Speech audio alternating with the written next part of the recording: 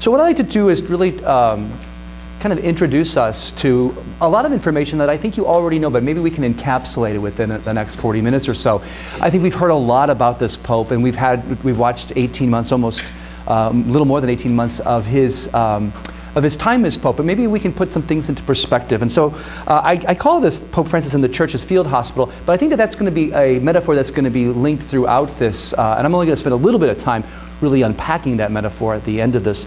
For the most part, it's just what do we know about this Pope, and what are some ways in which, as educators, as physicians, as people in the medical field, as people of faith, what might we learn from these last 18 months? And so, of course, we've already, let's see, how does this, okay, there we go. We already know that this is a New World Pope, and he's the person of the year. Let's see, how do I go back? There we go. The New World Pope. He's been on so many different magazines, even Esquire, the most interesting man in the world, and for that I thought that was really interesting. And so he's kind of taken the world by storm. I want to suggest that his context is very important. The two pieces of that, I would say, is that he is Latin American and he is Jesuit. As a Latin American priest, as a Latin American person, he's really weathered the geopolitical and evangelical storms of the Southern Hemisphere in the 20th century. Liberation theology, right, is a term that we all have heard. And that dirty war of Argentina as an Argentinian. But I think what's interesting about Bergoglio is that he comes to assume in his own writings and in his experience, he assumes that justice and the preferential option for the poor, literally he says it's the very air we breathe. That's a quote from him. That liberation theology is the very air we breathe. There's no sense that he's still trying to figure out, is this Catholic, is this good? He considers this as really the starting place as he does reflection. In that sense, I think he's post-ideological and pastoral, and really was a supporter of the world of small Christian life communities. He had an urban sensibility, very much a pastor of the cities, of the urban poor, of schools and hospitals for the poor. He was very instrumental in increasing the Fe Alegria schools around Buenos Aires. These are schools that are attached or are inspired by Jesuit education, but really geared towards the poorest of the poor in those cities. He has a real lived experience of a preferential option for the poor and is very comfortable with the poor, as we've seen over and over through different slides and different things. I have to say, I never followed a pope until this Pope. And it's like I got the Pope app and I'm looking every day to see what is he going to say today, which actually is very, very interesting. Bergoglio at his home there. He also, I think, is interesting because of Pentecostalism in the in South America. It's a continent that is not really becoming ideologically secular like Europe or perhaps North America, but one whose Catholic crisis is the way that Pentecostalism is breaking down the transnational reality of Catholic faith on the continent. So in some ways, it's a argument among cousins of the faith as opposed to it. He was really wrapped on the knuckles by a lot of conservative Catholic journals, because he met with the Pentecostal leaders of Italy at a very big kind of event, and he's been very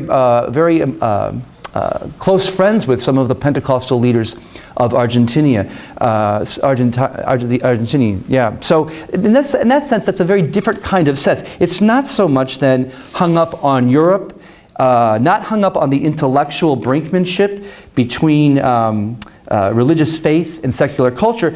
It's really, instead of a class of cultures, he's talking about an encounter really with the poor, and you see him going here through Rio during World Youth Day.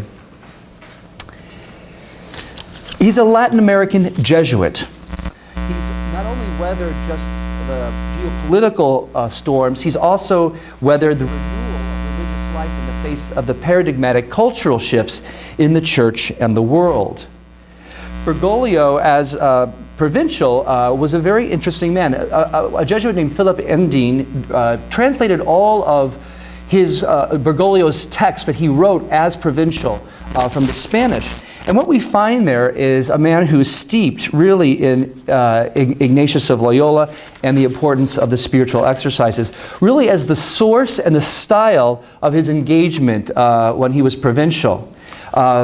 Knowing oneself as a sinner embraced by God's love, discernment in decision-making, finding God in all things, words we might be familiar with, life as a pilgrimage with the people of God, very much echoing Vatican Council II.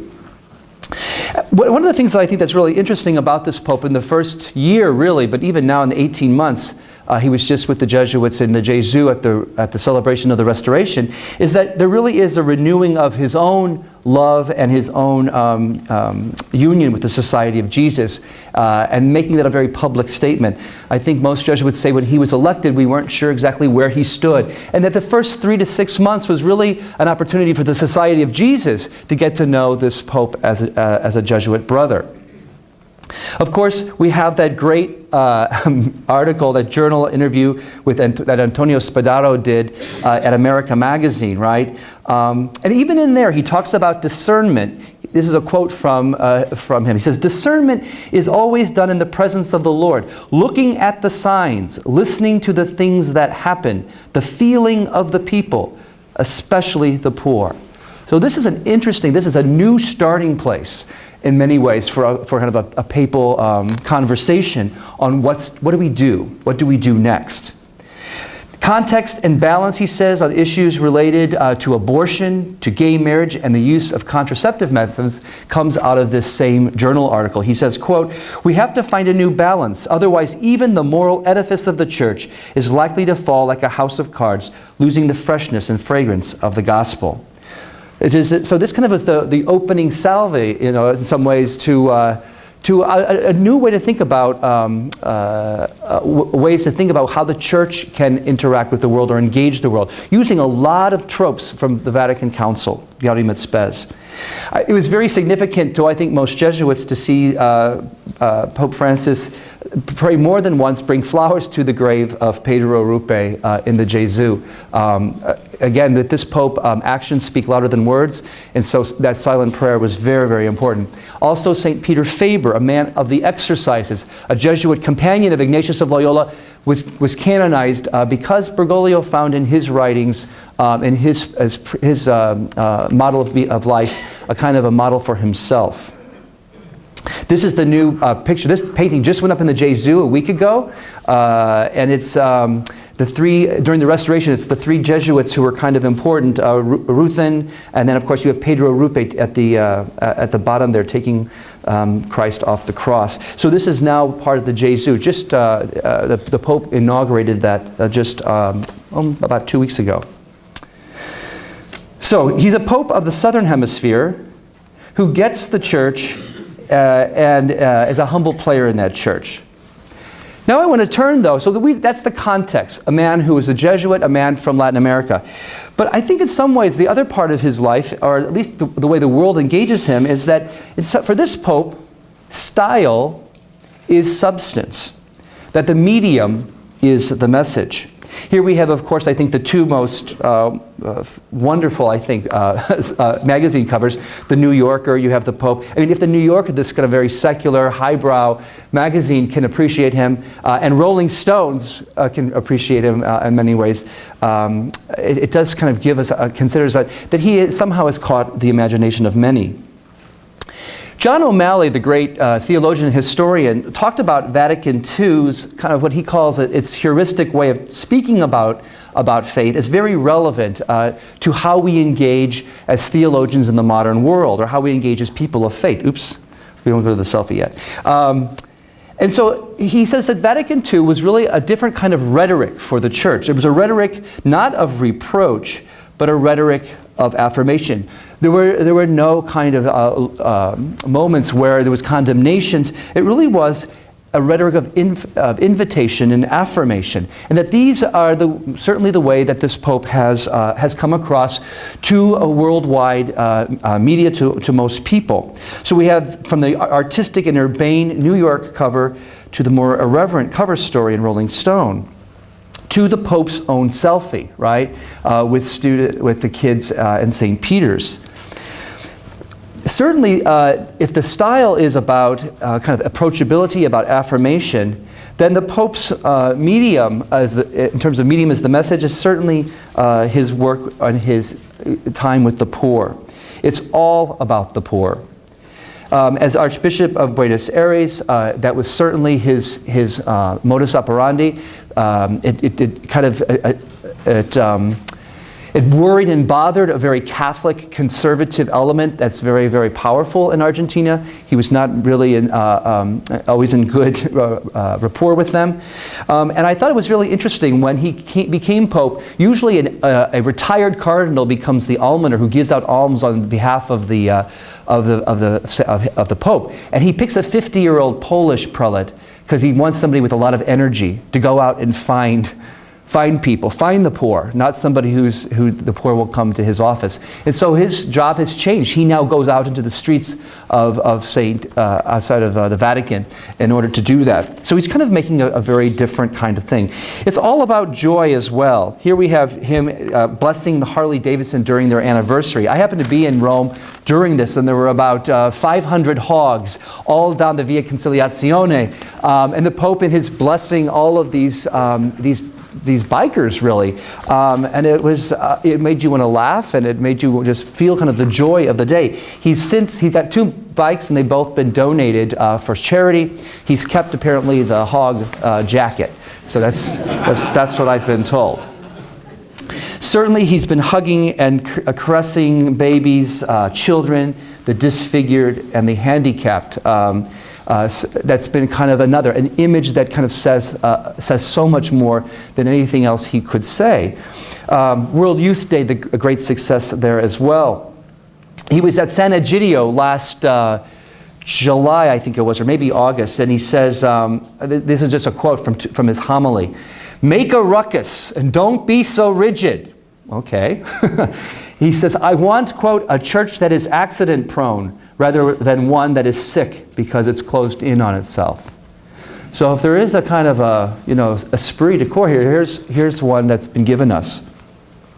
I want to just add my own experience of seeing the Pope at a Jesuit education audience in Rome with about 7,000 people. And what I found so interesting with the kids is that he basically said, "I don't want to read my speech that was handed to me by some cardinal. I'm just going to say, what do you want to ask the Pope?"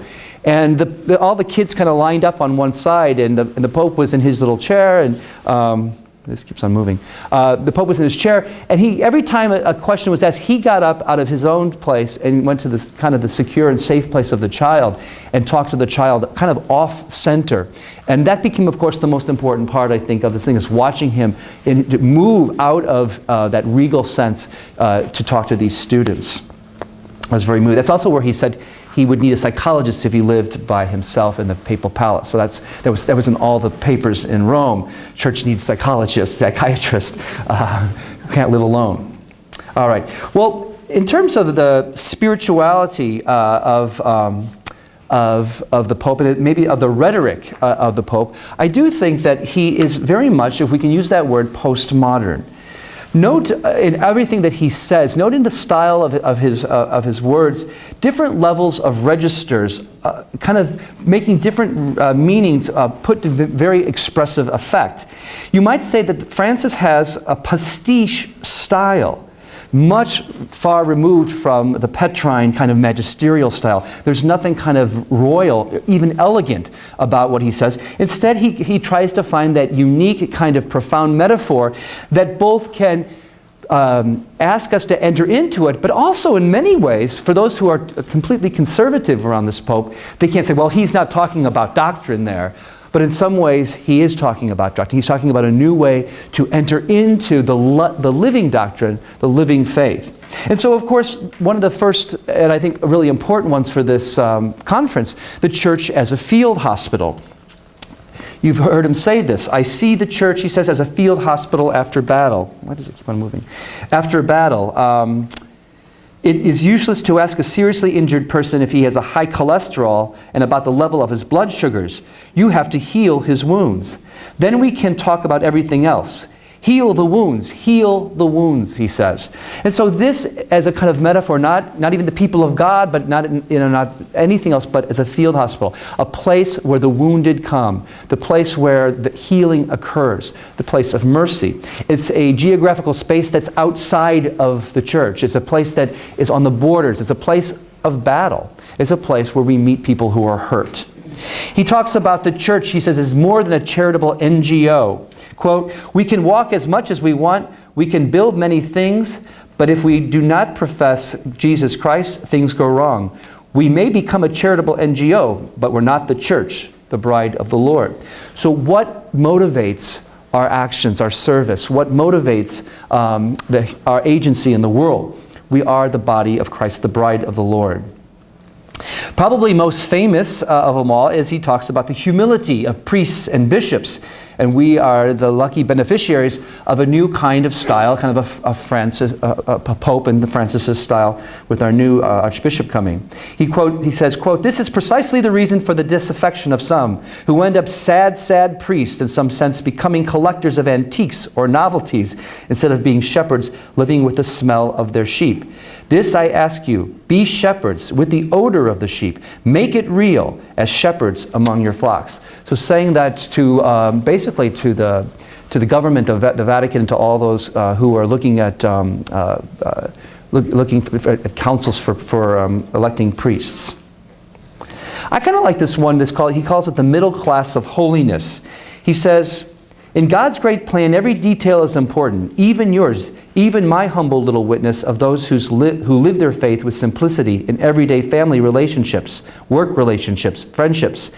There are the saints of every day, the hidden saints, a sort of middle class of holiness to which we all belong.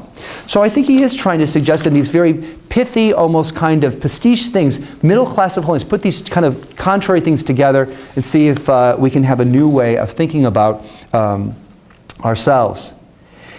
The God spray, he said this last January, quote, we believe in God who is Father, who is Son, who is Holy Spirit. We believe in persons. And when we talk to God, we speak with persons who are concrete and tangible, not some misty, diffused God spray that's a little bit everywhere, but who knows what it is. And of course, the most famous one we already talked about, the church is the moral edifice of the church is likely to fall like a house of cards if it continues to focus on the narrow issues such as abortion, gay marriage, and contraception. That's from the Spadaro essay or interview. He says, I see clearly that the thing the church needs most today is the ability to heal wounds and to warm the hearts of the faithful. And last but not least, one more magazine, The Advocate. He was Person of the Year. And of course, it's the Who Am I to Judge? Who am I to judge a gay person of goodwill who seeks the Lord? You can't marginalize these people. So he really sets up a different kind of standard, a different way to enter into the conversation of modernity, enter into the conversation of those who are hurting, those people that might be on the margins of the church. Certainly, this Pope has made it his kind of key moment that the pastoral will be over the ideological. I think for me, as a theologian, it's the first viable post-progressive, post-conservative leader, trying to really hold this the human person in the balance there. It's interesting, he quickly always asserts, in a sense, to absolutes as Pope. I'm a loyal son of the church, I'm a loyal this, I'm a loyal that.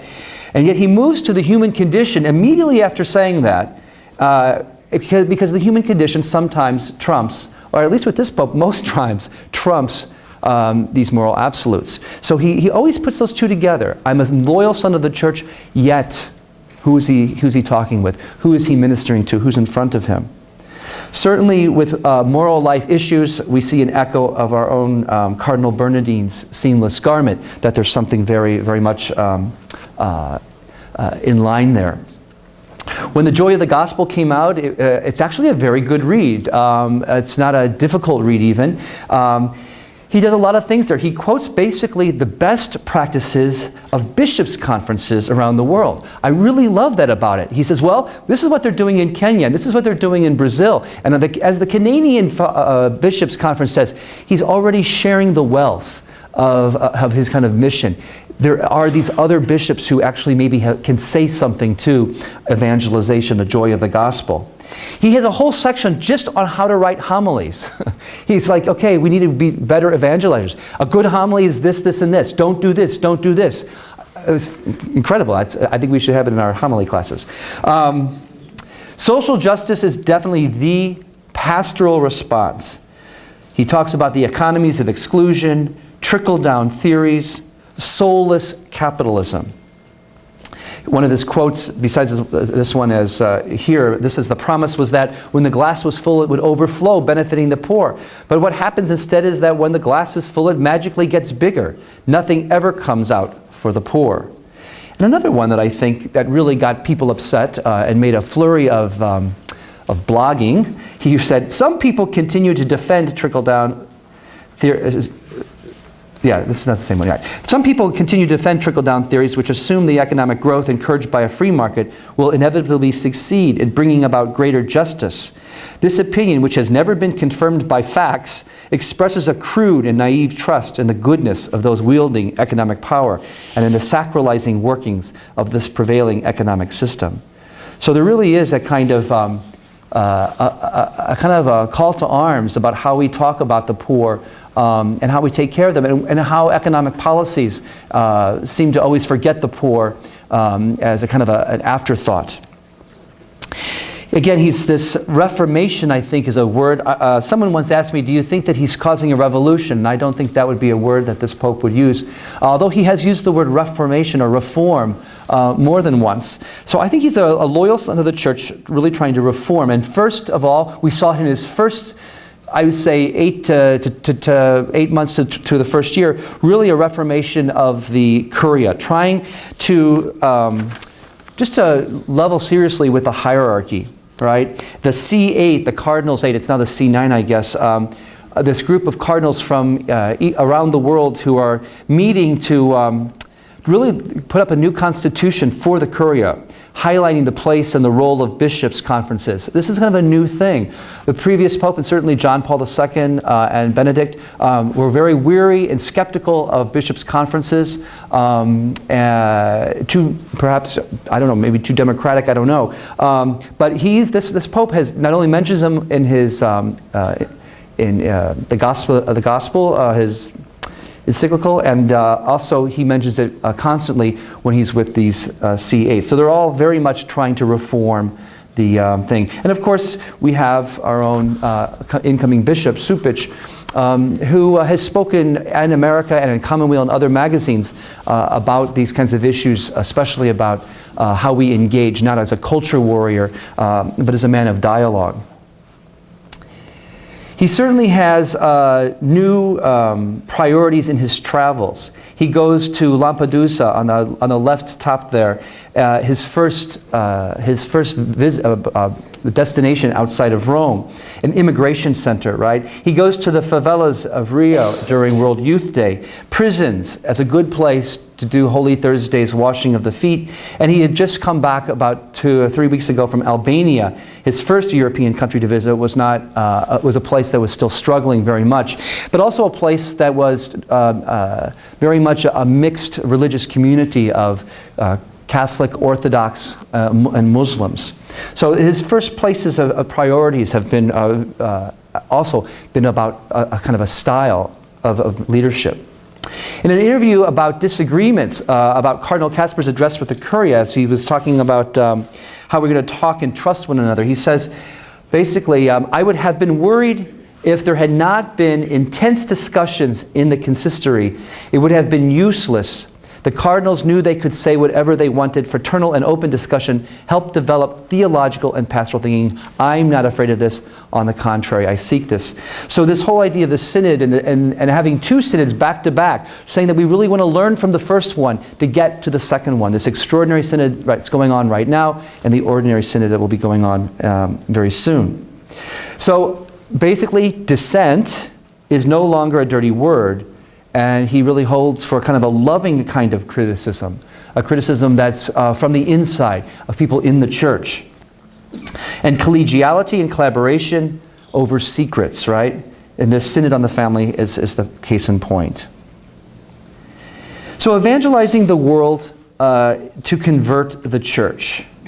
I think that that's a good way to think about this Pope's agenda. Evangelize the world to convert the church. If John Paul II and Benedict XVI were mostly about persuading a skeptical world to put its faith in the Catholic Church, Francis is trying to persuade a fearful church to go out and engage the world. That we will find ourselves in that act of service. We'll find ourselves in these actions, in these moving moments when he goes to the favelas, or when he serves the poor in soup lines at San Egidio, or going to prisons. That somehow this is how we will find ourselves in that inspiration. And of course, the church as field hospital becomes then that central metaphor. Oops, sorry guys. The church as field hospital, going out to the periphery. For a church that doesn't get out, sooner or later gets sick, and gets sick from being locked up. So there is this breath of fresh air on how we might think of ourselves as people engaged with the world, engaged with the poor, engaged with the sick. He says the church can only be true to itself when it goes outside of itself and leaves behind all the internal disputes and power struggles that have sapped its spirits. So in many ways, I think that this Pope is asking us to reframe, not so much to reinterpret our doctrine, our faith, but to reframe what motivates us. Is the church going to be the place where we're going to kind of stand kind of as kind of a vanguard against the world, or are we going to open its doors and is it going to be the place where we're going to invite people in who are hurting? I think that I think that Benedict's whole ecclesiology was really about liturgy. You might even say he's Ecclesia Liturgia. This Pope, I would say, is Ecclesia Diaconia, right?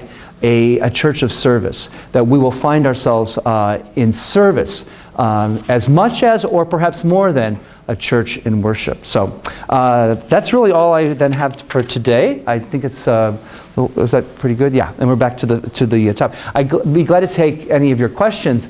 I must say that, again, most of us have been on our own journey with this Pope. You've all probably have an instance or a photo which you find very fascinating. I find that I get emails from people at the church that I worked at in San Francisco, also at the church here at St. Gertrude up in Rogers Park, people emailing me and saying, you know, this Pope just said this. And I'm thinking to myself, it's just amazing that there is a kind of an excitement and elan about this Pope, where people want to make sure that they let you know that this moved them, you know, this makes them think. So, thank you.